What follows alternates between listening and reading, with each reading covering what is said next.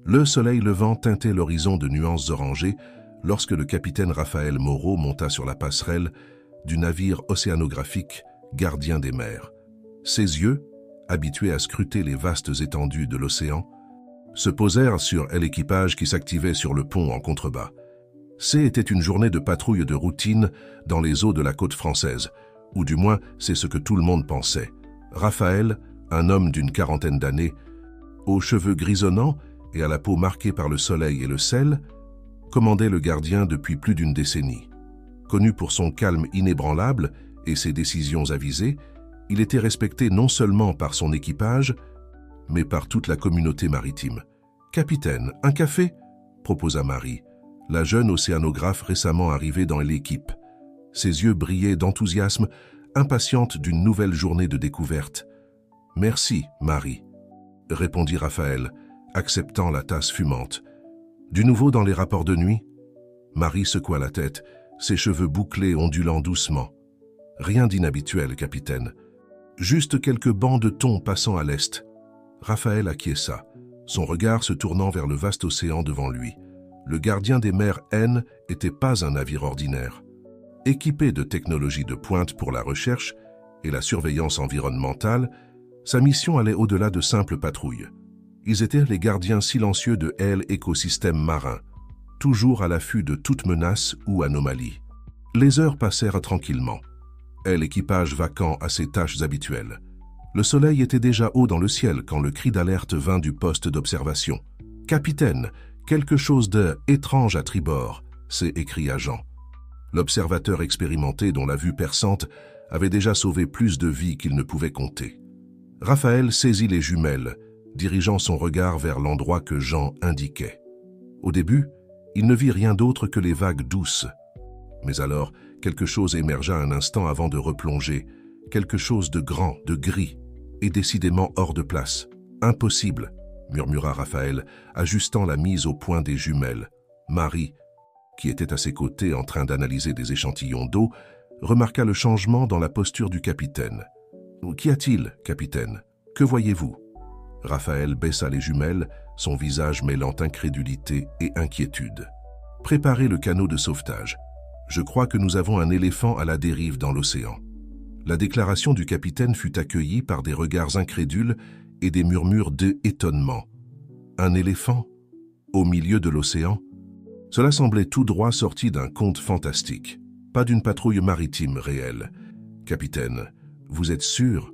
demanda Charles, le second, un homme robuste avec des années d'expérience en mer. « C'est peut-être juste un tronc d'arbre ou… » Raphaël l'interrompit d'un geste ferme. « Je sais ce que j'ai vu, Charles. Et si j'ai raison, nous avons une créature en danger extrême. Nous ne pouvons pas perdre de temps en spéculation. Préparez le canot, maintenant !» L'autorité dans la voix du capitaine mit l'équipage en mouvement immédiat. Le pont, auparavant calme, se transforma en un tourbillon d'activité. Les marins couraient d'un côté à l'autre, préparant l'équipement de sauvetage, les cordes, les bouées et les fournitures médicales. Marie, le cœur battant d'adrénaline et à la perspective d'un sauvetage si inhabituel, s'approcha de Raphaël. « Capitaine, comment un éléphant a-t-il pu arriver jusqu'ici » Raphaël secoua la tête, ses yeux ne quittant jamais le point à l'horizon où il avait aperçu la créature. « Je n'en ai aucune idée, Marie. Mais pour le moment, le commande n'a pas d'importance. Notre priorité est de sauver cette vie. » Pendant que l'équipage se préparait, Raphaël convoqua une réunion rapide avec les chefs des équipes. Charles, le second, Dr Louise, la vétérinaire de bord, et Pierre, le chef de l'équipe de sauvetage, se rassemblèrent autour d'une carte improvisée sur le pont. « Écoutez attentivement », commença Raphaël, sa voix grave coupant le brouhaha alentour. « Nous sommes sur le point d'affronter une situation sans précédent. Un éléphant dans l'océan n'est pas quelque chose pour lequel nous avons été formés. Mais c'est notre responsabilité de faire tout ce qui est en notre pouvoir pour le sauver. » Dr Louise, une femme des âges moyens aux yeux doux et aux mains calleuses par des années de traitement d'animaux marins, prit la parole. « Capitaine, s'il s'agit vraiment d'un éléphant, il sera épuisé et effrayé. Nous devrons agir avec une extrême prudence pour ne pas le stresser davantage. » Pierre, un homme grand et musclé, acquiesça. « Mon équipe est prête, capitaine. Nous avons des cordes, des filets de contention et des équipements de flottaison. Mais comment allons-nous gérer le poids d'un éléphant? Raphaël réfléchit un moment avant de répondre. Nous devrons improviser. Utiliser toutes les ressources disponibles. Des bouées, du bois, tout ce qui peut aider à maintenir l'animal à flot. Dr. Louise, préparez un cocktail de vitamines et des électrolytes. Il sera probablement déshydraté. Pendant qu'ils discutaient des détails du sauvetage, Marie observait l'horizon avec les jumelles. Soudain, elle poussa une exclamation. « Capitaine, je le vois. » C'est vraiment un éléphant. La confirmation de Marie envoya une onde de choc à travers l'équipage. La réalité de la situation s'installait enfin. Il s'apprêtait à tenter l'impossible. Raphaël prit une profonde respiration, sentant le poids de la responsabilité sur ses épaules. Ce n'était pas juste une autre journée en mer. C'était un moment qui allait tester chaque compétence, chaque ressource et chaque once de courage qu'il possédait. « Très bien, équipe », dit-il, sa voix chargée de détermination. « Vous savez ce que vous avez à faire. Allons sauver cet éléphant. » Sur ces mots, l'opération de sauvetage la plus inhabituelle et la plus difficile de l'histoire du gardien des mers commença. Alors que le canot de sauvetage était mis à l'eau et que l'équipe se préparait à affronter l'inconnu, une question planait dans l'air. Comment un éléphant avait-il pu se retrouver au milieu de l'océan? La réponse, il le soupçonnait, serait aussi extraordinaire que le sauvetage qu'il s'apprêtait à tenter. Le canot de sauvetage fendait les vagues avec détermination, laissant une traînée d'écume dans son sillage. À bord, Pierre dirigeait son équipe de sauvetage, les yeux fixés sur le point lointain où l'éléphant luttait pour se maintenir à flot. À ses côtés, Dr. Louise tenait fermement sa mallette médicale, le visage masqué par la concentration. « Nous approchons », cria Pierre pour se faire entendre au-dessus du rugissement du moteur et du vent. « Préparez les cordes et les bouées. » Au fur et à mesure qu'ils s'approchaient, l'ampleur réelle du défi qu'ils affrontaient devenait claire. Elle, éléphant. Un mâle adulte se débattait dans l'eau, sa trompe dressée comme un périscope improvisé. Ses yeux, grands et effrayés, se fixèrent sur le canot qui approchait. « Mon Dieu !» murmura Louise. « Comment allons-nous sortir une créature de cette taille de l'eau ?» Pierre déglutit, mais sa voix resta ferme. « Une étape à la fois, docteur. D'abord, nous allons le stabiliser. » Sur le gardien des mers, le capitaine Raphaël observait la scène à travers des jumelles haute puissance. À ses côtés, Marie surveillait les données météorologiques et maritimes sur une tablette. « Capitaine, dit-elle, l'inquiétude évidente dans sa voix, les courants deviennent plus forts et il y a une formation nuageuse qui s'approche de l'est. » Raphaël acquiesça gravement. « Prévenez, elle, équipe de sauvetage.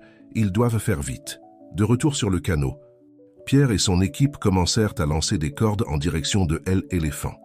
La première tentative échoua, la corde tombant à plusieurs mètres de l'animal paniqué. « Encore !» ordonna Pierre.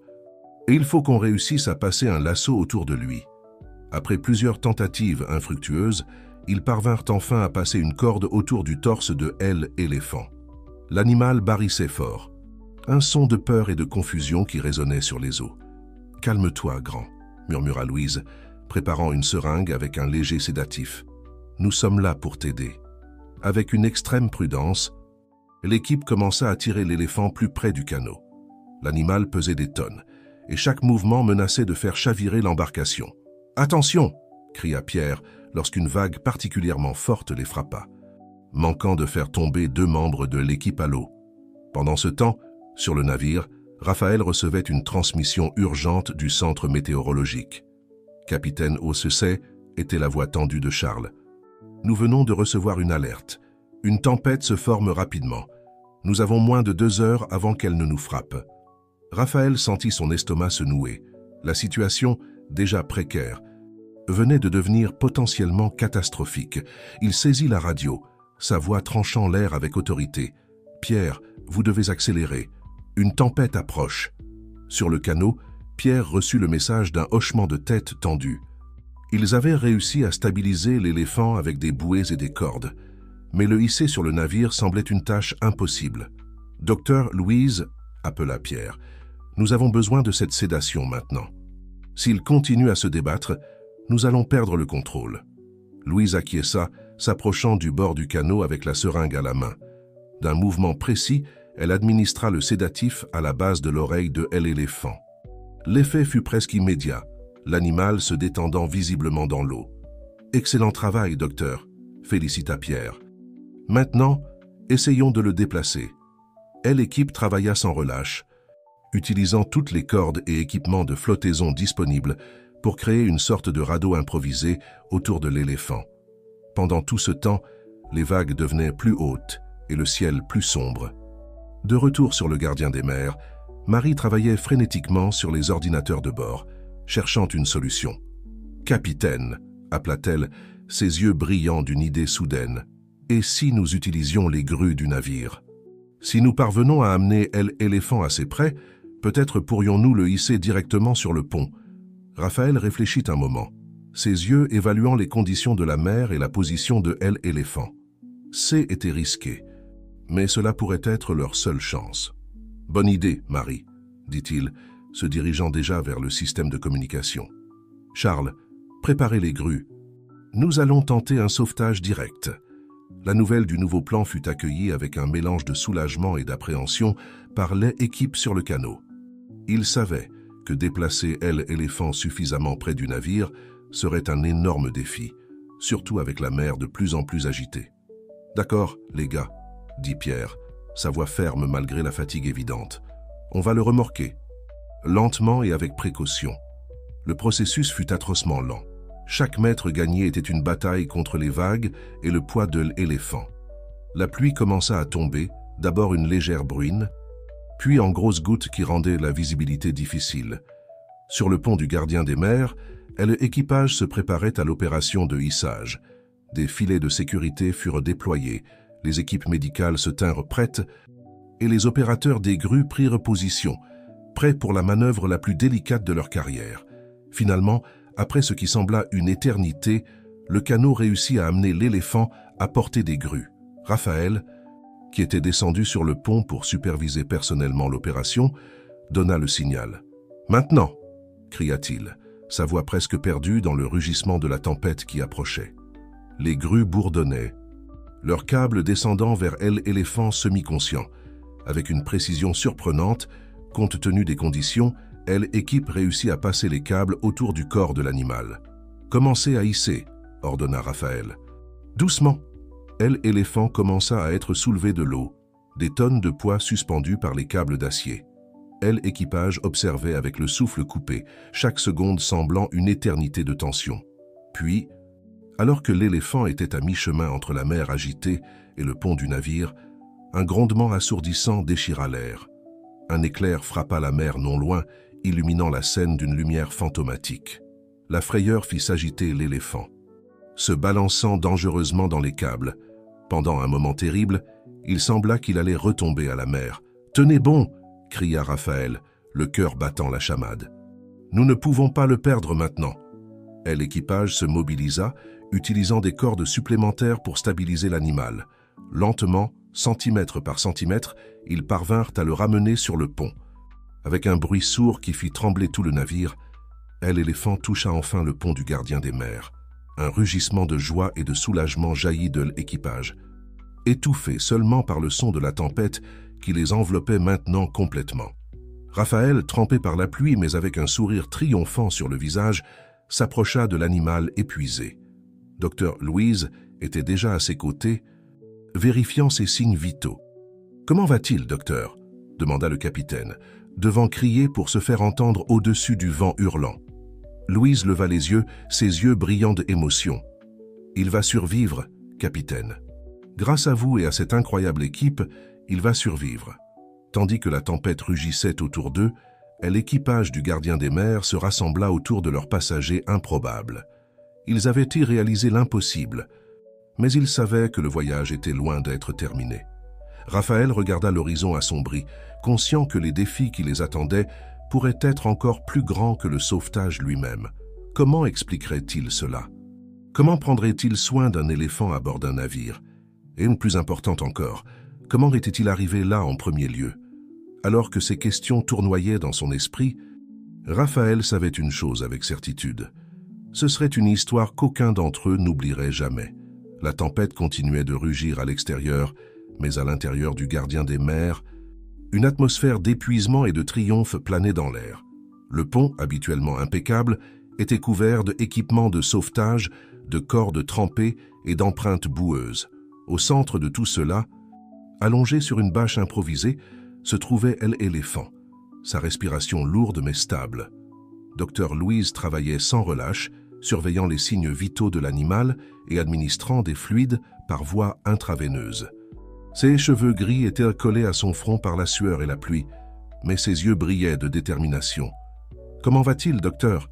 demanda le capitaine Raphaël, s'approchant à pas prudents. Louise leva les yeux, un sourire fatigué sur son visage. « Il se stabilise, capitaine. C'est un miracle qu'il ait survécu si longtemps dans l'eau. Il doit avoir une volonté de vivre incroyable. » Raphaël acquiesça, ses yeux fixés sur le géant endormi. Une idée de comment il est arrivé jusqu'ici. Avant que Louise ne puisse répondre, Marie accourut, une tablette à la main et de l'excitation dans la voix. « Capitaine, je pense que nous avons découvert quelque chose. » Raphaël et Louise se tournèrent vers la jeune océanographe, la curiosité se lisant sur leur visage. Marie continua, contenant à peine son enthousiasme. « Nous analysions les données des courants marins et les comparions avec des rapports récents. Il y a 3 jours, une tempête tropicale a frappé une petite île à environ 200 km d'ici. L'île abrite un sanctuaire d'éléphants. La révélation tomba comme une bombe entre eux. Les pièces du puzzle commençaient à s'assembler. « Vous voulez dire » commença Raphaël, son esprit traitant rapidement les implications. « Oui » compléta Marie. « Nous pensons que notre ami ici a été emporté en mer pendant cette tempête. Il a dû dériver pendant des jours avant que nous ne le trouvions. » Louise secoua la tête, émerveillée. « Cela explique son état de déshydratation et d'épuisement.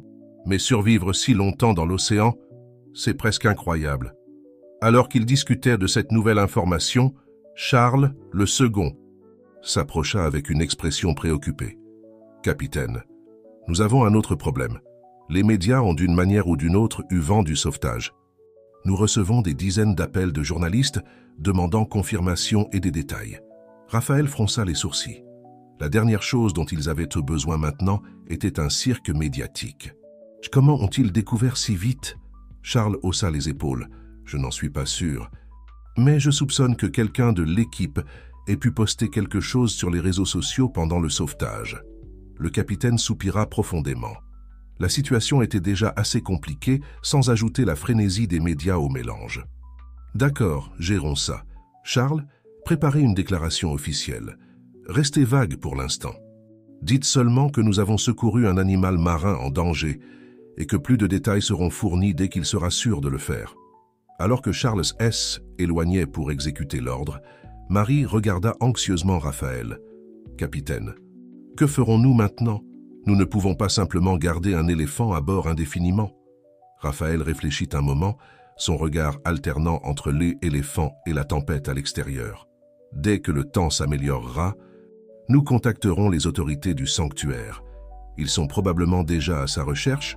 En attendant, nous ferons de notre mieux pour le garder confortable et en bonne santé. » Les heures suivantes furent un tourbillon d'activités. L'équipe se relayait par équipe pour s'occuper de l'éléphant, qui commençait peu à peu à montrer des signes de récupération. Dr Louise ne quittait pas son côté, surveillant constamment son état. Au centre de commandement, Raphaël et son équipe travaillaient sans relâche, coordonnant avec les autorités côtières, répondant aux questions urgentes du quartier général de la marine et essayant de garder la situation sous contrôle. Pendant ce temps, sur les réseaux sociaux, les rumeurs et les spéculations allaient de bon train. Des hashtags comme « Use éléphants de la mer » et « Gardiens héroïques » devenaient viraux, avec des gens du monde entier exprimant leur admiration pour l'audacieux sauvetage. À mesure que la nuit tombait, la tempête commençait enfin à s'atténuer. L'éléphant, maintenant plus alerte, regardait autour de lui avec curiosité, sa trompesse étendant occasionnellement pour explorer son nouvel environnement. Marie, qui s'était rapidement attachée à l'animal, s'approcha de lui avec un seau d'eau fraîche. « Hé, grand gars !» dit-elle doucement. « Tu dois avoir soif, n'est-ce pas ?» À la surprise et au ravissement de tous les présents, l'éléphant étendit doucement sa trompe, acceptant l'offre d'eau.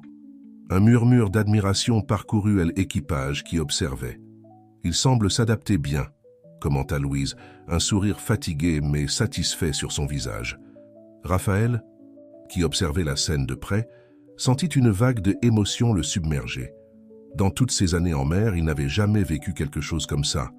Ce n'était plus qu'un simple sauvetage, c'était un témoignage de la résilience de la vie et de la capacité humaine à s'unir face à l'extraordinaire.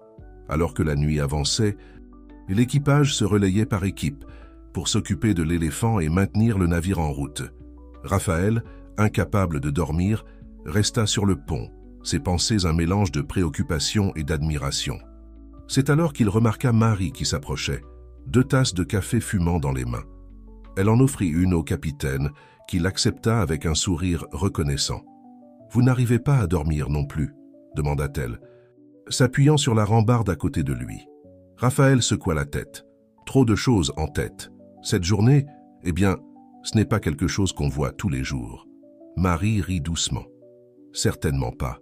Vous savez, capitaine, quand j'ai rejoint cet équipage, je m'attendais à étudier des baleines, des dauphins, peut-être même des requins. Je n'aurais jamais imaginé que je participerais au sauvetage d'un éléphant au milieu de l'océan. La vie en mer est toujours pleine de surprises, réfléchit Raphaël. Mais ça, c'est quelque chose de complètement différent. Ils restèrent silencieux un moment, observant les étoiles qui brillaient maintenant dans le ciel clair après la tempête. Le son doux de la respiration de l'éléphant pouvait être entendu en arrière-plan, un rappel constant de la préciosité de la vie qu'ils avaient à sauver. « Que pensez-vous qu'il va se passer maintenant ?» demanda Marie, sa voix basse et pensive. Raphaël but une gorgée de son café avant de répondre. « Honnêtement, je n'en ai aucune idée, mais je sais que, quoi qu'il arrive, cela nous a tous changés d'une certaine façon. Ce n'est pas seulement un sauvetage, Marie.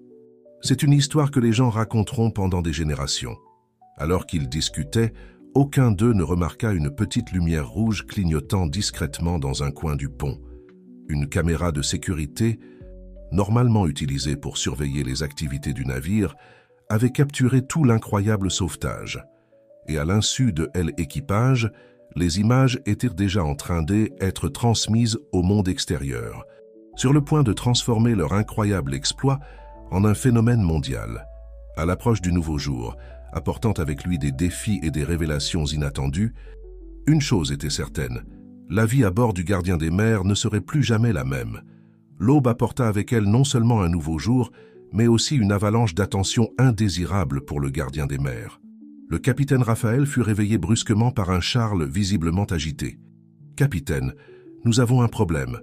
Un gros problème, » dit Charles, sa voix tremblante d'inquiétude. Raphaël se leva rapidement, instantanément alerte. « Que s'est-il passé? L'éléphant va bien? » « L'éléphant va très bien, » répondit Charles. « C'est le reste du monde qui est devenu fou. Les images du sauvetage ont fuité. Elles sont sur toutes les chaînes d'information. Sur les réseaux sociaux, c'est la frénésie. » Le capitaine sentit son estomac se nouer. Il savait que le sauvetage finirait par devenir public, mais il ne s'attendait pas à ce que ce soit si rapide ou si explosif. « Comment est-ce arrivé ?» demanda-t-il tout en s'habillant rapidement. Charles hésita un moment avant de répondre. « Il semble qu'une de nos caméras de sécurité ait tout transmis en direct, à notre insu, une sorte de défaillance du système. » Raphaël jura doucement. Une défaillance technique si simple avait transformé leur mission de sauvetage en un spectacle médiatique mondial. En arrivant sur le pont, Raphaël fut accueilli par une scène de chaos organisée. L'équipage s'affairait frénétiquement, partagé entre s'occuper de l'éléphant et gérer le flot d'appels et de messages qui inondaient les systèmes de communication du navire. Marie courut vers lui, ses yeux écarquillés d'excitation et d'inquiétude. « Capitaine, vous n'allez pas le croire. Des célébrités tweetent à notre sujet. Des environnementalistes veulent établir des partenariats. Même des politiciens commentent le sauvetage. » Raphaël prit une profonde inspiration, essayant de saisir l'ampleur de la situation. « D'accord, gérons ça une étape à la fois. D'abord, comment va notre invité ?» Comme pour répondre à la question, un barrissement doux résonna sur le pont.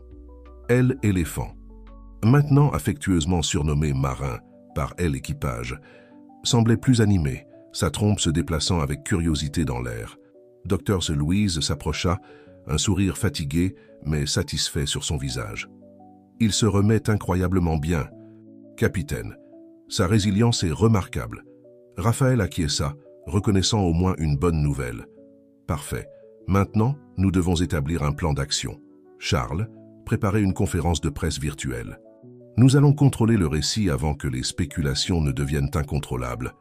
Tandis que l'éléphant commençait à être soulevé de l'eau, des tonnes de poids suspendues par les câbles d'acier, l'équipage observait avec le souffle coupé, chaque seconde semblant une éternité de tension. Puis, alors que l'éléphant était à mi-chemin entre la mer agitée et le pont du navire, un grondement assourdissant déchira l'air. Un éclair frappa la mer non loin, illuminant la scène d'une lueur fantomatique. La frayeur fit s'agiter l'éléphant, se balançant dangereusement dans les câbles. Pendant un moment terrible, il sembla qu'il allait retomber dans la mer. « Tenez bon !» cria Raphaël, le cœur battant dans sa poitrine. « Nous ne pouvons pas le perdre maintenant. » L'équipage se mobilisa, utilisant des cordes supplémentaires pour stabiliser l'animal. Lentement, centimètre par centimètre, ils parvinrent à le ramener sur le pont. Avec un bruit sourd qui fit trembler tout le navire, l'éléphant toucha enfin le pont du gardien des mers. Un rugissement de joie et de soulagement éclata de l'équipage, étouffé seulement par le bruit de la tempête qui les enveloppait maintenant complètement. Raphaël, trempé par la pluie, mais avec un sourire de triomphe sur le visage, s'approcha de l'animal épuisé. Dr Louise était déjà à ses côtés, vérifiant ses signes vitaux. « Comment va-t-il, docteur ?» demanda le capitaine, devant crier pour se faire entendre au-dessus du vent hurlant. Louise leva les yeux, ses yeux brillants d'émotion. « Il va survivre, capitaine. Grâce à vous et à cette incroyable équipe, il va survivre. » Tandis que la tempête rugissait autour d'eux, l'équipage du gardien des mers se rassembla autour de leurs passagers improbables. Ils avaient réalisé l'impossible, mais ils savaient que le voyage était loin d'être terminé. Raphaël regarda l'horizon assombri, conscient que les défis qui les attendaient pourraient être encore plus grands que le sauvetage lui-même. Comment expliquerait-il cela? Comment prendrait-il soin d'un éléphant à bord d'un navire? Et plus important encore, comment était-il arrivé là en premier lieu? Alors que ces questions tournaient dans son esprit, Raphaël savait une chose avec certitude. Ce serait une histoire qu'aucun d'entre eux n'oublierait jamais. La tempête continuait de rugir à l'extérieur, mais à l'intérieur du gardien des mers, une atmosphère d'épuisement et de triomphe flottait dans l'air. Le pont, habituellement impeccable, était couvert d'équipements de sauvetage, de cordes trempées et d'empreintes boueuses. Au centre de tout cela, couché sur une bâche improvisée, se trouvait l'éléphant, sa respiration lourde mais stable. Dr Louise travaillait sans relâche, surveillant les signes vitaux de l'animal et administrant des fluides par intraveineuse. Ses cheveux gris étaient décollés sur son front par la sueur et la pluie, mais ses yeux brillaient de détermination. « Comment va-t-il, docteur ?» demanda le capitaine Raphaël, s'approchant à pas prudents. Louise leva les yeux, un sourire fatigué sur son visage. « Il se stabilise, capitaine. C'est un miracle qu'il ait survécu si longtemps dans l'eau. Il doit avoir une volonté de vivre incroyable. » Raphaël acquiesça, ses yeux fixés sur le géant endormi. Une idée de comment il est arrivé jusqu'ici. Avant que Louise ne puisse répondre, Marie accourut, une tablette à la main et de l'excitation dans la voix. « Capitaine, je crois que nous avons découvert quelque chose. » Raphaël et Louise se tournèrent vers la jeune océanographe, la curiosité inscrite sur leur visage. Marie continua, contenant à peine son enthousiasme. « Nous analysions les données des courants marins et les comparions avec des rapports récents. Il y a 3 jours, une tempête tropicale a frappé une petite île à environ 200 km d'ici. L'île abrite un sanctuaire pour éléphants. La révélation tomba comme une bombe entre eux. Les pièces du puzzle commençaient à s'emboîter. « Vous voulez dire ?» commença Raphaël, son esprit traitant rapidement les implications. « Oui. » Marie compléta. « Nous pensons que notre ami ici a été emporté en mer pendant cette tempête. Il a dû dériver pendant des jours avant que nous ne le trouvions. » Louise secoua la tête, émerveillée. Cela explique son état de déshydratation et d'épuisement. Mais survivre si longtemps dans l'océan, c'est presque incroyable. Tandis qu'ils discutaient de cette nouvelle information, Charles, le second, s'approcha avec une expression préoccupée. « Capitaine, nous avons un autre problème. Les médias ont d'une manière ou d'une autre eu vent du sauvetage. » Nous recevons des dizaines d'appels de journalistes demandant confirmation et des détails. Raphaël fronça les sourcils. La dernière chose dont ils avaient besoin maintenant était un cirque médiatique. Comment ont-ils découvert si vite? Charles haussa les épaules. Je n'en suis pas sûr, mais je soupçonne que quelqu'un de l'équipe a pu poster quelque chose sur les réseaux sociaux pendant le sauvetage. Le capitaine soupira profondément. La situation était déjà assez compliquée sans ajouter la frénésie des médias au mélange. D'accord, nous allons gérer ça. Charles, préparez une déclaration officielle. Restez vague pour l'instant. Dites simplement que nous avons secouru un animal marin en détresse et que plus de détails seront fournis dès qu'il sera sûr de le faire. Tandis que Charles s'éloignait pour exécuter l'ordre, Marie regarda anxieusement Raphaël. « Capitaine, que ferons-nous maintenant? Nous ne pouvons pas simplement garder un éléphant à bord indéfiniment. » Raphaël réfléchit un moment, son regard alternant entre l'éléphant et la tempête à l'extérieur. « Dès que le temps s'améliorera, nous contacterons les autorités du sanctuaire. Ils sont probablement déjà à sa recherche. En attendant, nous ferons de notre mieux pour le garder confortable et en bonne santé. » Les heures suivantes furent un tourbillon d'activités. L'équipe se relayait par équipe pour s'occuper de l'éléphant, qui commençait peu à peu à montrer des signes de rétablissement. Dr Louise ne quittait pas son côté, surveillant constamment son état. Au centre de commandement, Raphaël et son équipe travaillaient sans relâche, coordonnant avec les autorités côtières, répondant aux questions urgentes du quartier général de la marine et essayant de garder la situation sous contrôle. Pendant ce temps, sur les réseaux sociaux, les rumeurs et les spéculations allaient bon train. Des hashtags comme « éléphant de mer » et « Bigardien héroïque » devenaient viraux, avec des gens du monde entier exprimant leur admiration pour le sauvetage audacieux. À mesure que la nuit tombait, la tempête commença enfin à s'atténuer. L'éléphant, maintenant plus alerte, regardait autour de lui avec curiosité, sa trompe se étendant occasionnellement pour explorer son nouvel environnement. Marie, qui s'était rapidement attachée à l'animal, s'approcha de lui avec un seau d'eau fraîche. « Hé, grand gars, dit-elle doucement, tu dois avoir soif, non ?» À la surprise et au ravissement de tous les présents, l'éléphant étendit doucement sa trompe, acceptant l'offre d'eau. Un murmure d'admiration parcourut l'équipage qui observait. « Il semble s'adapter bien », commenta Louise, un sourire fatigué mais satisfait sur son visage. Raphaël, qui observait la scène de près, sentit une vague d'émotion le frapper. Dans toutes ces années en mer, il n'avait jamais vécu quelque chose comme ça. Ça était plus qu'un simple sauvetage. Ça était un témoignage de la résilience de la vie et de la capacité humaine à s'unir face à l'extraordinaire. Tandis que la nuit avançait, l'équipage se relayait par équipe pour s'occuper de l'éléphant et maintenir le navire en route. Raphaël, incapable de dormir, resta sur le pont, ses pensées un mélange de préoccupation et d'admiration. C'est alors qu'il remarqua Marie qui s'approchait, 2 tasses de café fumant dans les mains. Elle en offrit une au capitaine, qui l'accepta avec un sourire reconnaissant. « Vous n'arrivez pas à dormir non plus ?» demanda-t-elle, s'appuyant sur la rambarde à côté de lui. Raphaël secoua la tête. Trop de choses en tête. Cette journée, eh bien, ce n'est pas quelque chose qu'on voit tous les jours. Marie rit doucement. C'est sûr que non.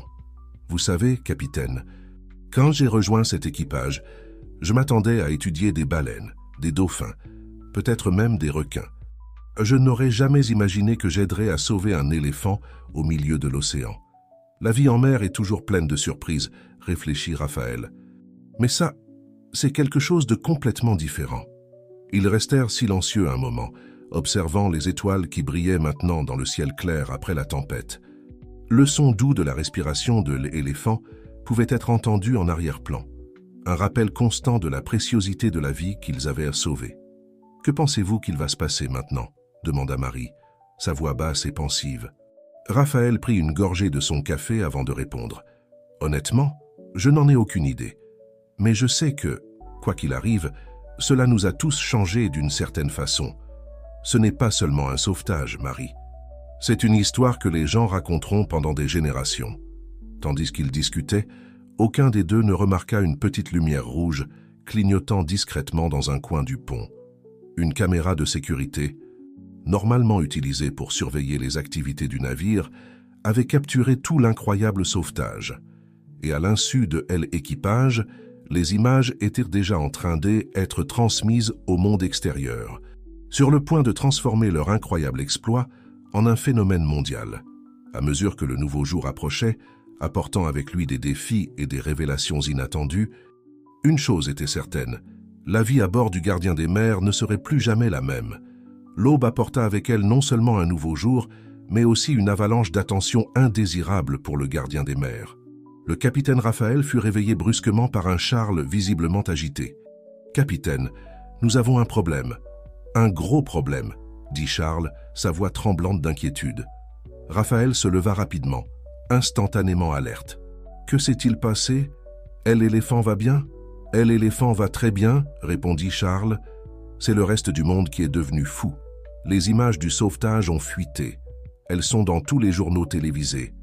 Sur les réseaux sociaux, c'est une frénésie. » Le capitaine sentit son estomac se nouer. Il savait que le sauvetage finirait par devenir public, mais il ne s'attendait pas à ce que ce soit si rapide ou si explosif. « Comment est-ce arrivé ?» demanda-t-il, tout en s'habillant à la hâte. Charles hésita un moment avant de répondre. « Il semble qu'une de nos caméras de sécurité ait tout transmis en direct, à notre insu. Une sorte de défaillance du système. » Raphaël jura doucement. Une défaillance technique si simple avait transformé leur mission de sauvetage en un spectacle médiatique mondial. En arrivant sur le pont, Raphaël fut accueilli par une scène de chaos organisée. L'équipage s'agitait frénétiquement. Partagé entre s'occuper de l'éléphant et gérer le flot d'appels et de messages qui inondaient les systèmes de communication du navire. Marie courut vers lui, ses yeux écarquillés d'excitation et d'inquiétude. « Capitaine, vous n'allez pas le croire. Des célébrités tweetent à notre sujet. Des écologistes veulent faire des partenariats. Même des politiciens commentent le sauvetage. » Raphaël prit une profonde inspiration, essayant de traiter l'ampleur de la situation. « D'accord, nous allons gérer ça une étape à la fois. D'abord, comment va notre invité ?» Comme pour répondre à la question, un doux barrissement résonna sur le pont, l'éléphant. Maintenant affectueusement surnommé Marin par l'équipage, semblait plus animé, sa trompe se déplaçant avec curiosité dans l'air. Dr Louise s'approcha, un sourire fatigué mais satisfait sur son visage. Il se remet incroyablement bien. « Capitaine, sa résilience est remarquable. » Raphaël acquiesça, reconnaissant pour au moins une bonne nouvelle. « Excellent. Maintenant, nous devons établir un plan d'action. Charles, préparez une conférence de presse virtuelle. Nous allons contrôler le récit avant que les spéculations ne deviennent incontrôlables. » Tandis que l'équipage se mobilisait pour organiser la conférence, Raphaël se retrouva face à un défi qu'il n'avait jamais imaginé affronter. Expliquer au monde comment et pourquoi ils avaient secouru un éléphant au beau milieu de l'océan. La conférence de presse, tenue via satellite, fut un tourbillon de questions, d'exclamations d'admiration et de demandes de plus de détails. Raphaël, avec le soutien de son équipe, navigua habilement à travers les questions, expliquant le sauvetage étape par étape et soulignant le travail des équipes et le dévouement qui avait rendu tout cela possible. « Que va-t-il advenir de l'éléphant maintenant ?» demanda une journaliste. Faisant écho à la curiosité de millions de spectateurs à travers le monde, Raphaël échangea un regard avec Dr Louise avant de répondre. « Nous sommes en contact avec les autorités du sanctuaire d'où nous pensons qu'il vient. Notre objectif est d'assurer son retour en toute sécurité dès que cela sera médicalement possible. » Pendant ce temps, en coulisses, une nouvelle complication surgissait. Marianne, qui surveillait les réseaux sociaux, fit une découverte troublante. « Capitaine » appela-t-elle dès que la conférence fut terminée. « Il y a quelque chose que vous devez voir. » Elle montra à Raphaël sa tablette où une série de posts alarmants se démarquaient. Des groupes écologistes radicaux arguaient que l'éléphant ne devrait pas être renvoyé au sanctuaire, affirmant que la vie sauvage en captivité était contraire à l'éthique. Des hashtags comme « Liberté pour Marin » et « Éléphant libre » gagnaient rapidement du terrain. Raphaël sentit une pointe d'inquiétude. Ce qui avait commencé comme un simple acte de compassion se transformait en un débat éthique mondial. « Cela complique les choses », murmura-t-il. Comme si la situation n'était pas déjà suffisamment complexe, Charles apparut avec plus de nouvelles. « Capitaine, nous venons de recevoir une transmission du ministère de l'Environnement. Ils veulent que nous dévions notre route vers le port le plus proche. Apparemment, ils veulent prendre le contrôle de la situation. Raphaël fronça les sourcils. Dévier vers le port signifierait retarder le retour de l'éléphant au sanctuaire, compromettant potentiellement sa santé et son bien-être. Nous ne pouvons pas simplement livrer Marin comme ça, protesta Marianne. Qu'après tout ce que nous avons traversé pour le sauver. Le capitaine regarda autour de lui, vers les visages inquiets de son équipage, puis vers l'éléphant qui reposait tranquillement sur le pont improvisé. Il savait que la décision qu'il prendrait maintenant n'affecterait pas seulement le destin de Marin, mais potentiellement l'avenir de sa propre carrière et la réputation du gardien des mers. « Voici ce que nous allons faire », dit finalement Raphaël, sa voix chargée de détermination. « Maintenez notre cap initial. Dites au ministère que le bien-être de l'animal est notre priorité absolue et que le dévier maintenant pourrait compromettre sa santé. »« Et pour les groupes écologistes ?» demanda Marianne. Raphaël réfléchit un moment. « Préparez un communiqué. Expliquez que notre intention est de réunir l'éléphant avec sa famille dans le sanctuaire, où il recevra les soins spécialisés dont il a besoin. Soulignez que nous ne décidons pas de son destin final. Nous assurons simplement sa sécurité immédiate. » Tandis que l'équipage se dispersait pour accomplir ses nouvelles tâches, Raphaël s'approcha de Marin. L'éléphant l'observa avec des yeux curieux, sa trompe s'étendant doucement vers le capitaine. « Ne t'inquiète pas, mon grand, » murmura Raphaël, caressant doucement la trompe de l'animal. « Nous ferons ce qui est juste pour toi, quoi qu'il arrive. » Au fur et à mesure que la journée avançait, le gardien des mers poursuivait son voyage, portant désormais non seulement un éléphant secouru, mais aussi le poids des attentes et des opinions de millions de personnes à travers le monde. Car l'équipage savait que les défis auxquels il serait confronté dans les prochains jours mettraient à l'épreuve non seulement leurs compétences maritimes, mais aussi leur intégrité et leur détermination. Alors que le soleil commençait à se coucher, peignant le ciel de teintes orange et rose, Raphaël resta sur le pont, observant l'horizon. Il ne pouvait pas prédire ce que l'avenir réservait, mais il était déterminé à naviguer dans ces eaux troubles avec le même courage et la même compassion qui les avaient conduits à secourir Marin en premier lieu. Le barrissement doux de l'éléphant résonna une fois de plus, comme pour rassurer tout le monde que, quoi qu'il arrive, l'extraordinaire voyage qu'ils avaient commencé ensemble était loin d'être terminé. L'aube du 3e jour après le sauvetage apporta avec elle un calme trompeur. Le gardien des mers naviguait sur des eaux tranquilles, mais l'atmosphère à bord était loin d'être sereine. Le capitaine Raphaël, qui avait à peine dormi ces dernières 48 heures, observait l'horizon avec des yeux fatigués mais vigilants. Marin, l'éléphant secouru, semblait s'adapter étonnamment bien à la vie en mer. Sous les soins attentifs du docteur Louise, il gagnait en force chaque jour, sa curiosité pour son nouvel environnement grandissant visiblement. « Bonjour. »« Capitaine ?» La voix de Marianne brisa le silence du matin. Elle rejoignit Raphaël sur le pont, 2 tasses de café fumant dans les mains. « J'ai pensé que vous pourriez en avoir besoin. » Raphaël accepta le café avec un sourire reconnaissant. « Comment est la situation sur les réseaux sociaux ?» Marianne soupira, son visage habituellement animé montrant des signes d'inquiétude. « Compliqué. Le hashtag « Oh liberté pour Marin » continue de prendre de l'ampleur. Plusieurs célébrités se sont manifestées, plaidant pour que l'éléphant soit emmené dans un sanctuaire en Afrique, plutôt que de retourner d'où il vient. » Le capitaine fronça les sourcils. La pression publique devenait un facteur de plus en plus compliqué dans sa mission. Et le ministère de l'Environnement? Des nouvelles? Rien d'officiel pour l'instant. Mais il y a des rumeurs selon lesquelles ils envisageraient d'envoyer une équipe pour intercepter le navire, répondit Marianne, sa voix basse pour éviter que d'autres membres des équipages n'entendent.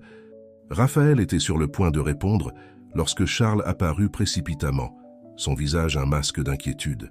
« Capitaine, nous avons une situation. Un bateau non autorisé s'approche rapidement. » Immédiatement alerte, Raphaël saisit ses jumelles. À quelques kilomètres de distance, un bateau rapide fendait les eaux en direction du gardien des mers. Sur sa coque, de grandes lettres proclamaient « Défenseur des animaux ». « Des activistes » murmura Raphaël. Un nœud se formant dans son estomac. « Charles, alertez l'équipage. Je veux tout le monde en position. Marianne, emmenez Dr. Louise et quelques volontaires pour rester avec Marin.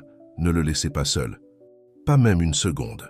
Tandis que l'équipage se mobilisait, le bateau des activistes s'approchait rapidement. À travers un haut-parleur, une voix résonna sur les eaux. « Ici, le capitaine Louis des défenseurs des animaux. Nous exigeons la permission de monter à bord et de vérifier les conditions de l'éléphant. » Raphaël prit une profonde inspiration, sachant que ses prochaines actions pourraient avoir des conséquences à long terme. Il saisit le microphone du système de communication externe du navire. « Ici, le capitaine Raphaël du Gardien des Mers. Nous n'avons pas l'autorisation de vous laisser monter à bord.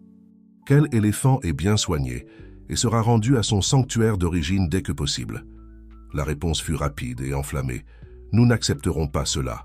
Cet éléphant mérite la liberté, pas le confinement. » Soudain, plusieurs activistes sur le bateau commencèrent à lancer des grappins et des cordes, clairement dans l'intention d'escalader le côté du navire. La situation escaladait rapidement vers une confrontation potentiellement dangereuse. « Charles, activez les canons à eau, » ordonna Raphaël. C'était une mesure extrême, mais nécessaire pour maintenir la sécurité de tous à bord, y compris marins. Des jets d'eau puissants furent dirigés vers le bateau des activistes, créant une barrière entre les deux embarcations. Des cris de protestation résonnèrent dans l'air, mêlés au son du barrissement effrayé de marins, qui ressentaient clairement la tension autour de lui. Au milieu du chaos, Marianne courut de retour sur le pont, son visage pâle d'inquiétude. « Capitaine, Marin devient agité, docteur. Louise craint que le stress n'affecte sa récupération. » Raphaël sentit le poids de chaque vie à bord, humaine et animale, sur ses épaules. Il savait qu'il devait trouver une solution rapide avant que la situation ne devienne complètement hors de contrôle. Avec une décision soudaine, il saisit à nouveau le microphone. « Capitaine Louis, écoutez-moi. Je propose un compromis. Je permettrai à 2 représentants de votre organisation de monter à bord pour vérifier les conditions de Marin, sous la supervision de notre équipe médicale.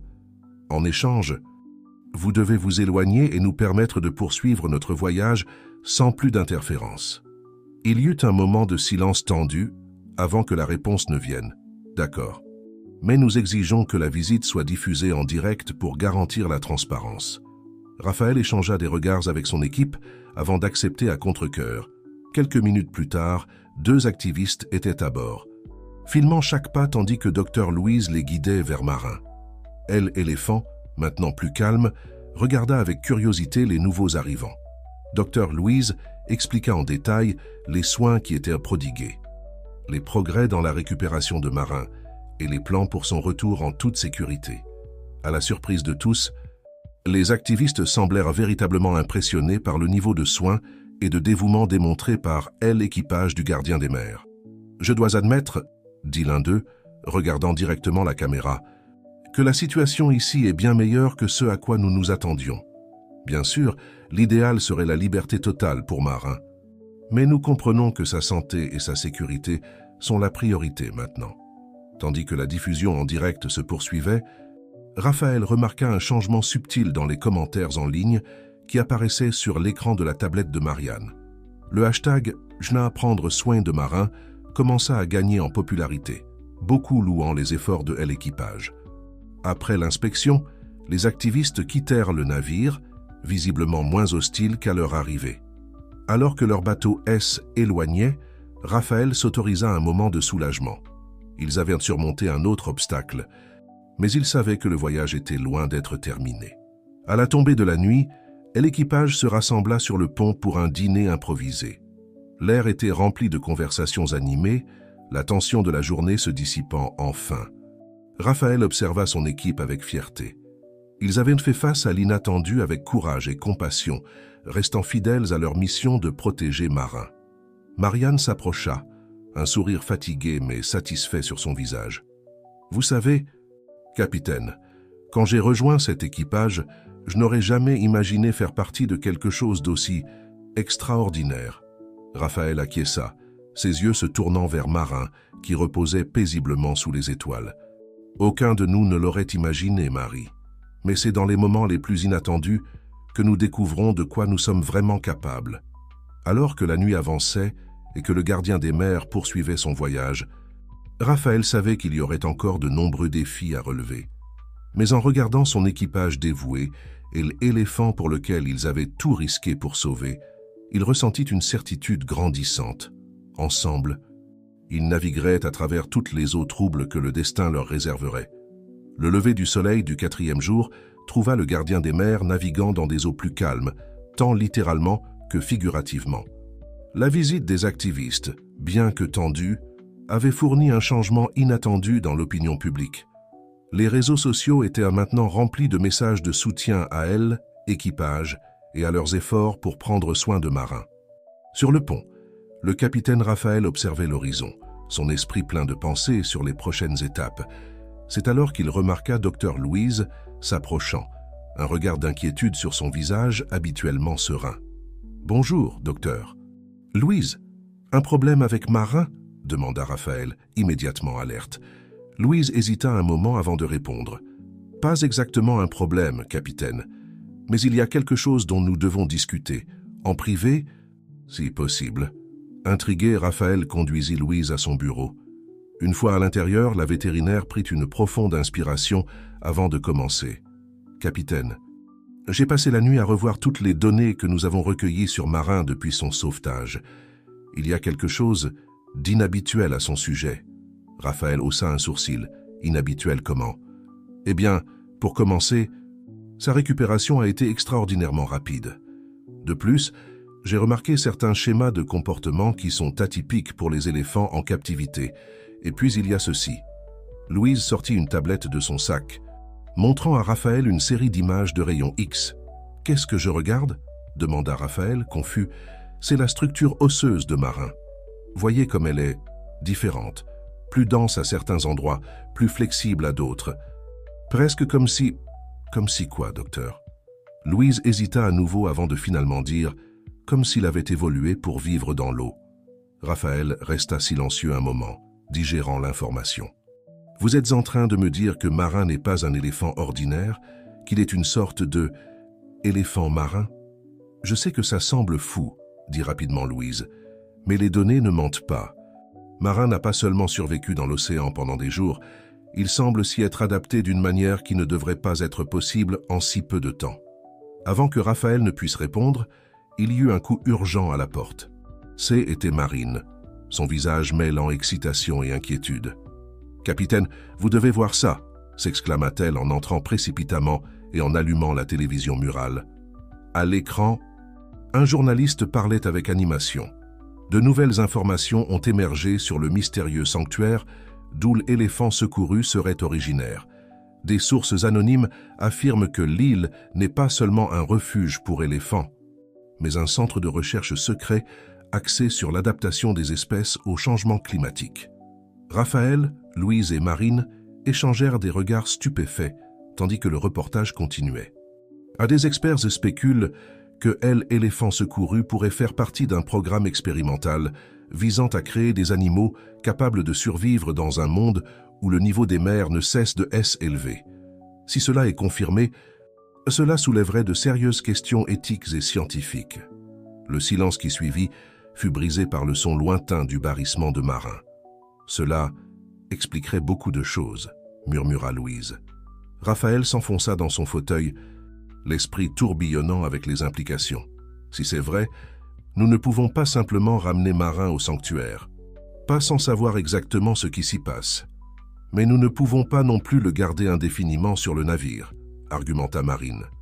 Et si ces adaptations dont le docteur Louise a parlé signifiaient qu'il a vraiment besoin de soins spécialisés? Le capitaine resta silencieux un long moment, pesant ses options. Finalement, il se leva, la détermination dans les yeux. « Nous devons aller sur cette île, voir par nous-mêmes ce qui s'y passe. »« Mais, capitaine, » protesta Marine, « et les ordres du ministère de ramener Marin au port le plus proche ?» Raphaël secoua la tête. « Parfois, Marine, nous devons suivre notre conscience, pas les ordres. Si Marin fait partie de quelque chose de plus grand, quelque chose qui pourrait affecter l'avenir d'innombrables espèces, nous avons la responsabilité de découvrir la vérité. » La décision de Raphaël envoya des ondes d'activité à travers tout le navire. Équipage, informé de la situation, travaillait frénétiquement pour ajuster le cap et se préparer à ce qui pourrait être une mission non autorisée. Pendant ce temps, sur le pont, Marin semblait sentir le changement dans l'air. Il bougeait avec agitation, ses yeux intelligents suivant les mouvements de l'équipage. Charles s'approcha de Raphaël, l'inquiétude évidente sur son visage. « Capitaine, si nous poursuivons cette voie, nous désobéirons à des ordres directs. Nous pourrions perdre nos licences, voire même faire face à des accusations criminelles. » Raphaël acquiesça gravement.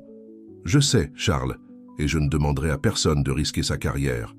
Quiconque veut débarquer au prochain port aura mon plein soutien et ma compréhension. » À sa surprise, Charles sourit. « Avec tout le respect que je vous dois, capitaine, je pense parler au nom de tout l'équipage quand je dis « Nous sommes avec vous jusqu'au bout ». La loyauté de son équipe toucha profondément Raphaël.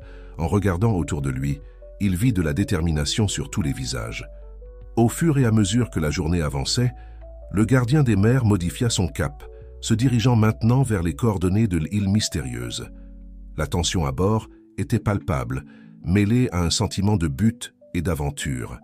Marine passa des heures à faire des recherches, essayant d'en découvrir davantage sur le prétendu centre de recherche. « C'est comme si l'île existait à peine dans les registres », rapporta-t-elle avec frustration. « Tout ce que je trouve, ce sont des rumeurs et des théories du complot. » Pendant ce temps, le docteur Louise continuait à surveiller Marin de près, fasciné par les adaptations qu'il présentait. « C'est incroyable », commenta-t-elle à Raphaël lors d'un de ses rapports. « Plus je l'observe, plus je suis convaincu qu'il représente quelque chose de vraiment révolutionnaire dans l'évolution animale. » Le soir, avec les étoiles brillant intensément au-dessus de l'océan sombre, Raphaël resta sur le pont, contemplant le chemin à venir. Marin s'approcha de lui, sa trompe touchant doucement l'épaule du capitaine. « Tu comprends ce qui se passe, n'est-ce pas, mon grand ?» murmura Raphaël, caressant la trompe de l'éléphant. « Nous sommes sur le point de percer ton mystère. » Comme en réponse, Marin émit un doux barrissement, ses yeux fixés sur l'horizon, comme s'il aspirait lui aussi aux réponses que l'île mystérieuse pourrait offrir. Cette nuit-là, alors que le gardien des mers naviguait en eaux inconnues, chaque membre de l'équipage sentait qu'ils étaient au bord d'une découverte qui pourrait changer non seulement leur vie, mais potentiellement l'avenir de toute la planète. L'aube apporterait de nouveaux défis et, espérait-il, des réponses aux innombrables questions qui les entouraient. Mais une chose était certaine, ensemble, ils affronteraient ce que le destin leur réserverait. L'aube du 5e jour apporta avec elle un mélange palpable d'appréhension et d'attente à bord du gardien des mers. À l'horizon, une silhouette brumeuse commençait à prendre forme, l'île mystérieuse qui pourrait contenir les réponses à l'énigme de Marin. Le capitaine Raphaël, qui avait à peine dormi la nuit précédente, observait l'approche avec un mélange de détermination et de prudence. À ses côtés, Marine manipulait frénétiquement une tablette, essayant de capter tout signal ou transmission de l'île. « Rien, capitaine, » dit-elle. La frustration évidente dans sa voix. C'est comme si l'île était un point aveugle numérique. Aucun signal radio, aucune transmission satellite, rien. Raphaël acquiesça gravement. « Restez attentive, Marine. Ce manque de communication ne fait qu'accroître mes soupçons qu'il se passe quelque chose de très inhabituel sur cette île. » À mesure qu'ils s'approchaient, des détails de l'île commencèrent à se révéler. Des forêts denses couvraient une grande partie de sa surface, occasionnellement interrompues par des formations rocheuses escarpées. Il n'y avait aucun signe visible d'habitation humaine, ni port, ni structure en vue. Dr Louise les rejoignit sur le pont, son regard alternant entre l'île et Marin, qui semblait inhabituellement agité. « Capitaine, Marin montre des signes clairs de reconnaissance. Sa fréquence cardiaque a augmenté, et il vocalise d'une manière que je n'ai jamais vue auparavant. » Comme pour confirmer les paroles de Louise, Marin émit un long barrissement, sa trompe tendue vers l'île comme s'il indiquait le chemin. « Eh bien, il semble que nous soyons au bon endroit, » murmura Raphaël. « Charles, préparez l'équipe de débarquement. Nous aurons besoin de volontaires pour une mission de reconnaissance. » L'équipage se mobilisa rapidement. Les équipements furent à vérifier, les canaux préparés, et une équipe d'exploration fut formée. Raphaël insista pour diriger personnellement la mission, accompagné de Marine, du docteur Louise et d'une petite équipe de marins expérimentés. Alors qu'ils étaient sur le point de partir, une commotion éclata sur le pont. Marin, apparemment déterminé à ne pas être laissé derrière, était libéré de ses attaches et se dirigeait vers le bord du navire. « Il va sauter !» cria quelqu'un. Avant que quiconque ne puisse réagir, Marin plongea dans les eaux avec une grâce surprenante pour un animal de sa taille. À l'étonnement de tous, il commença à nager vers les îles, «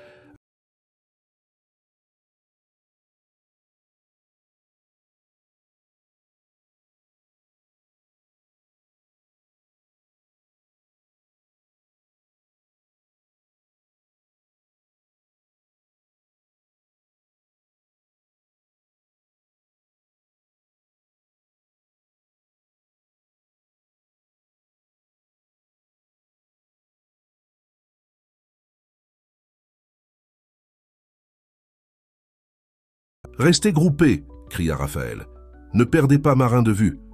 Émergeant à travers le brouillard, ils atteignirent finalement la plage. Marin était déjà sur le sable, sa grande forme une silhouette indistincte dans la brume. Lorsque l'équipe débarqua, l'éléphant commença à se déplacer vers la dense forêt. « Il veut que nous le suivions », dit Marine, sa voix dissimulant à peine son excitation. Raphaël hésita un moment, conscient des dangers potentiels. Mais la curiosité et le sens des responsabilités envers Marin l'emportèrent. « Allons-y, mais restez vigilants. » En pénétrant dans la forêt, l'équipe réalisa rapidement qu'il se trouvait dans un environnement unique. La végétation était un mélange bizarre de plantes terrestres et de ce qui semblait être des versions adaptées de flore marine. Des fleurs bioluminescentes pulsaient doucement, jetant une lueur éthérée sur le chemin. « C'est impossible », murmura Louise, touchant délicatement une feuille qui semblait respirer comme une anémone de mer. Ces plantes, c'est comme si elles étaient des hybrides d'espèces terrestres et aquatiques. Marin continuait à mener le chemin, se déplaçant avec une assurance qui suggérait une familiarité avec le terrain. Après environ une demi-heure de marche, la forêt commença à s'ouvrir, révélant une clairière devant eux.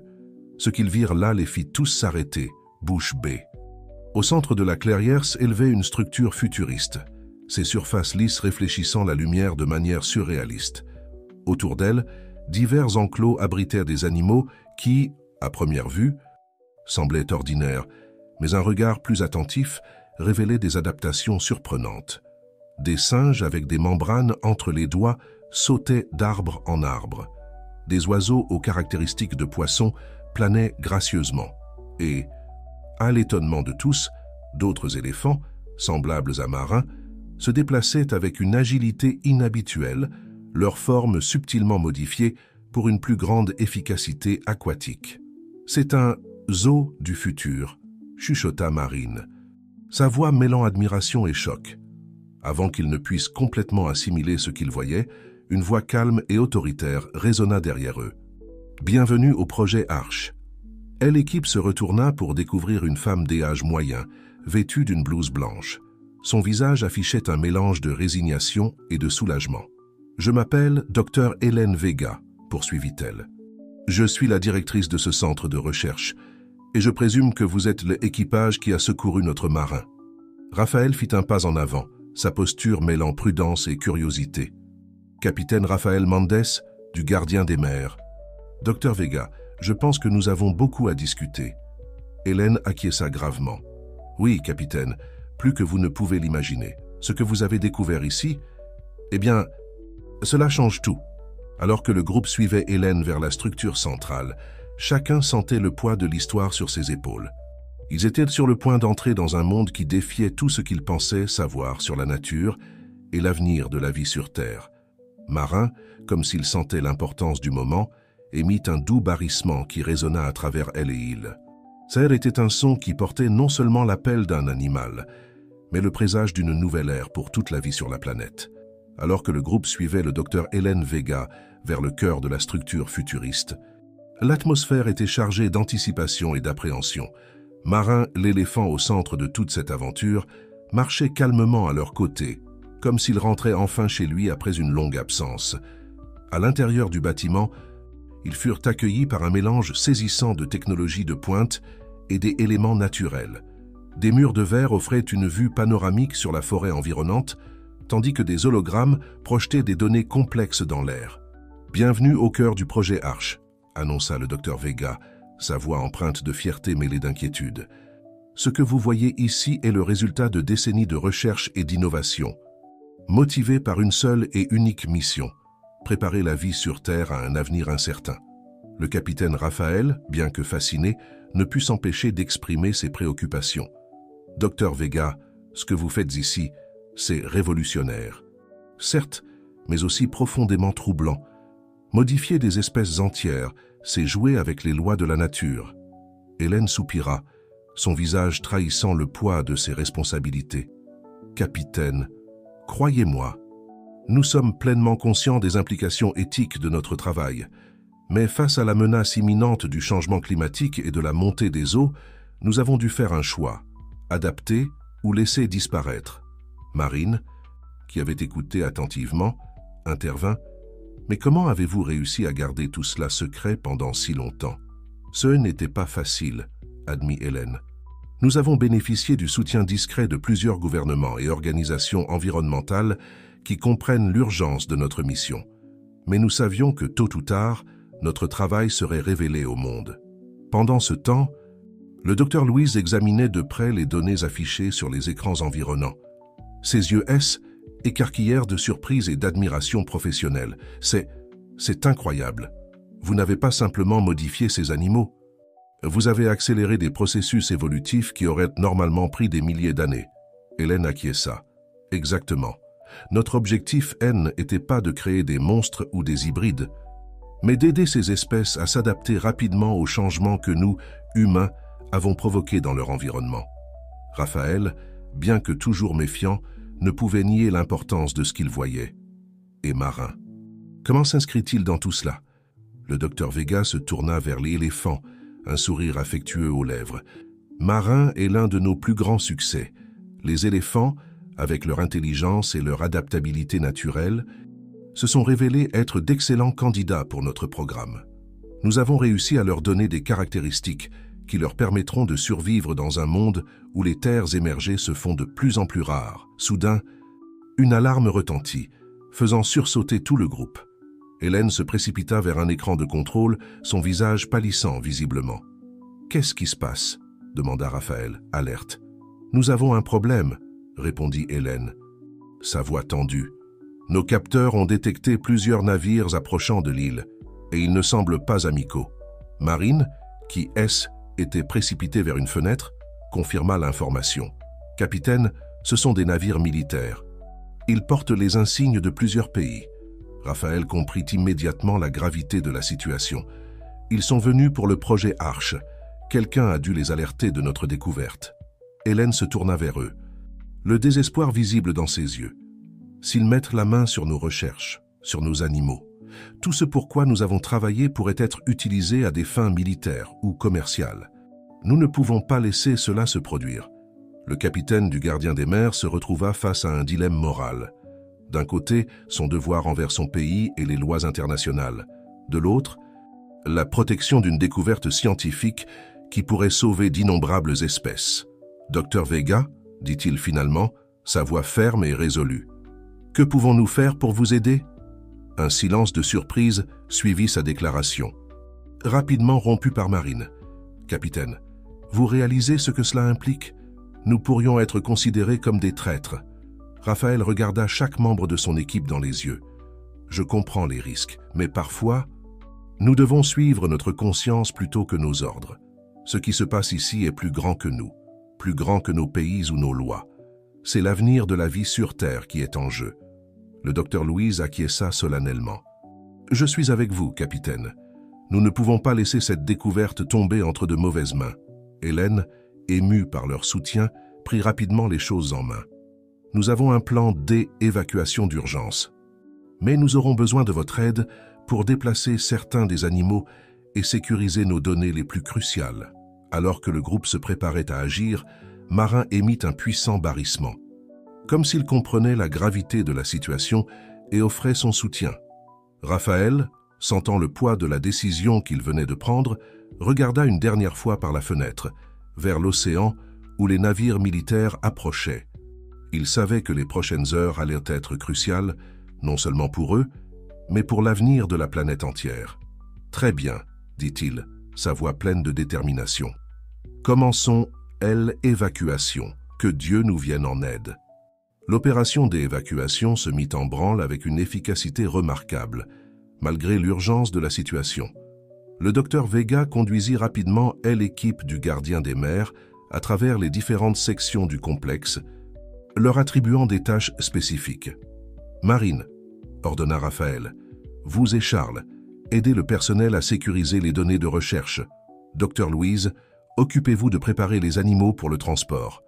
Je vais coordonner avec le docteur Vega pour organiser notre fuite. » Pendant que l'équipe se dispersait pour accomplir leurs tâches, Raphaël se tourna vers Hélène. « Docteur Vega, quelles sont nos options pour quitter l'île ?» Hélène le conduisit rapidement vers une salle de contrôle cachée. « Nous avons un sous-marin de haute technologie camouflé dans une grotte sous-marine à l'extrémité nord de l'île. Il est conçu pour transporter les animaux et notre équipement crucial, mais nous devrons agir vite. » Pendant ce temps, Marine et Charles travaillaient frénétiquement aux côtés des scientifiques du projet Arche pour télécharger des décennies de recherche sur des dispositifs de stockage portables ultra sécurisés. « C'est incroyable », murmura Marine en parcourant rapidement les fichiers. « Leur découverte pourrait révolutionner notre compréhension de l'évolution et de l'adaptation. » Dans les enclos, le docteur Louise coordonnait le déplacement délicat des animaux modifiés. Avec l'aide de marins, qui semblaient comprendre l'urgence de la situation, ils parvinrent à calmer et guider les autres créatures vers les zones de transport. Soudain, une explosion retentit au loin, faisant trembler le sol sous leurs pieds. « Ils sont là !» cria quelqu'un. Raphaël se précipita vers la salle de contrôle principale, où les écrans montraient des forces militaires débarquant sur la plage sud de l'île. « Docteur Vega, combien de temps nous reste-t-il » demanda-t-il. La tension palpable dans sa voix. Pas plus de 20 minutes avant qu'il n'atteigne le complexe principal, répondit Hélène, ses doigts volant sur les claviers pour activer les protocoles de sécurité. Raphaël prit une décision rapide. Bien, voici le plan. Docteur Vega, vous et votre équipe, prenez le sous-marin avec les animaux et les données. Mon équipe et moi allons rester en arrière pour les retarder et effacer toute trace restante. Mais capitaine, protesta Hélène, vous serez arrêté. Peut-être pire. C'est un risque que nous devons prendre, répondit fermement Raphaël. Votre travail est trop important pour être perdu. Nous ferons ce qu'il faut pour vous donner le temps de vous échapper. Alors que l'équipe du projet Arche se préparait à évacuer, Raphaël rassembla son équipage. « Je sais que je vous demande beaucoup, » dit-il, regardant chacun dans les yeux. « Si quelqu'un veut partir maintenant, je comprendrai. » À sa grande fierté, personne ne bougea. « Nous sommes avec vous jusqu'au bout, capitaine, » déclara Charles, parlant au nom de tous. Les minutes suivantes furent un tourbillon d'activités. Pendant que le docteur Vega et son équipe chargèrent le sous-marin, l'équipage du gardien des mers mettait en place des barrières et préparait des diversions. Marin, contre toute attente, refusa de partir avec les autres animaux. Il resta obstinément aux côtés de Raphaël, comme s'il comprenait la gravité de la situation et voulait aider. Alors que les forces militaires approchèrent du complexe, Raphaël donna ses derniers ordres. « Marine, Charles, activez les leurres holographiques. Docteur Louise, assurez-vous que tous les systèmes d'effacement de données sont opérationnels. » Le bruit des hélicoptères et des véhicules se rapprochait de plus en plus.